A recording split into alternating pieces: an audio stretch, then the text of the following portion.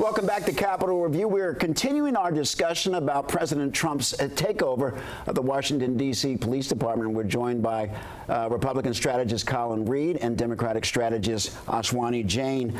Colin, let's start with you. What's next for President Trump and this effort?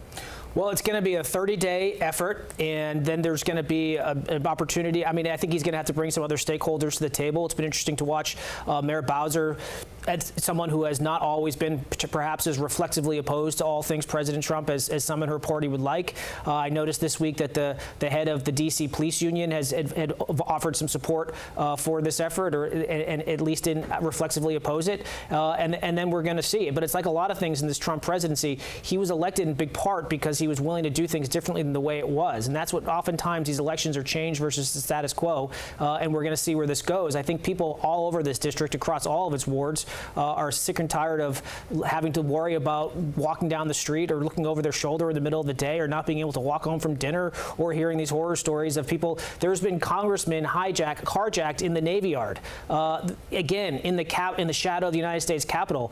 So now we're trying something new, and I think we're going to have a time period to see how it goes, and then make a decision and go from there. Ashwani, your response?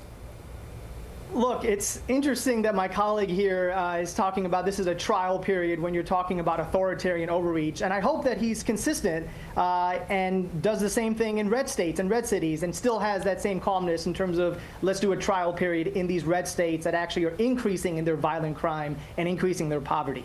Look, if Trump actually wanted to solve crime, regardless of what city or state, he would apply the same rules regardless of who is mayor or who is governor.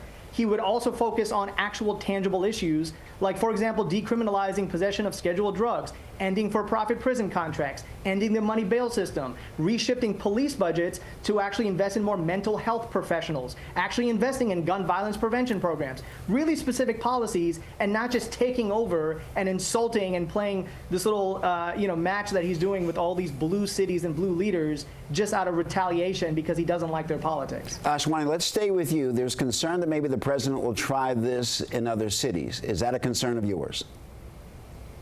Absolutely. He's even saying that he's going to do this. Again, now looking at the actual data and facts from his own Department of Justice. Look, let's be real. This is part of a long and shameful pattern of federal overreach into black-led cities. Time and time again, when cities led by black mayors push back against conservative narratives, Republicans respond with force and not partnership. We saw it with the Nixon's law and order crackdown. We saw it with Reagan's failed war on drugs. And now we're seeing it with Trump's takeover of D.C. Because let's not forget, D.C. has a black mayor, a predominantly black population, and no voting representation in Congress. If any other American city has its elected leaders overruled and its police force hijacked by the president, even MAGA would call it what it is: authoritarian overreach.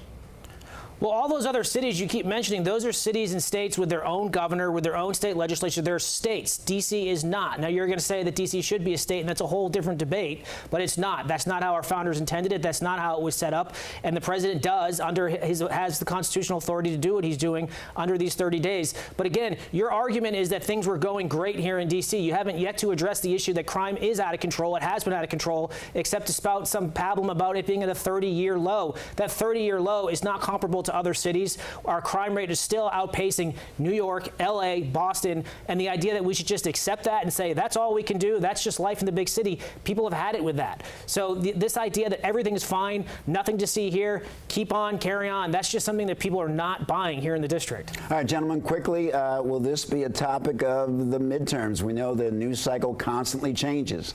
Colin? I don't think so, because this news cycle changes so fast that by next week we'll be on to something new, Mark. But I think it raises an important issue that we're talking about here, which is the idea that people need to feel safe, the idea that people want to be able to live where they can live in peace, safety, and harmony, and not have to worry about their personal well-being. If the government can't get safety right, that's the fundamental core #1 priority. And if it can't do that right, people lose faith in their ability to do anything else.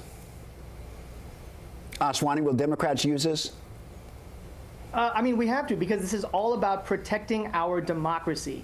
Trump has continually shown that he is an authoritarian or authoritarian wannabe. He's using unconstitutional rules and actions, and this next midterms is going to be a reflection on that. Colin Reed, Ashwani Jain, thank you both for joining us.